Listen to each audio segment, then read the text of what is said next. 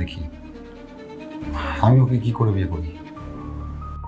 আমি যা বলেছি তাই হবে।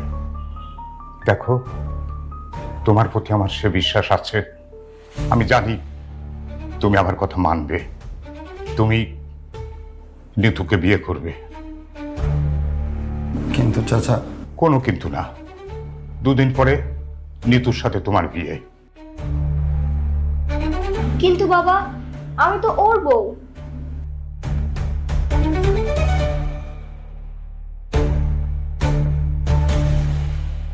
তুমি আশিকের বউ, এটা ঠিক আছে, কিন্তু আশিক তো তোমাকে বউ হিসাবে মেনে নিচ্ছে না।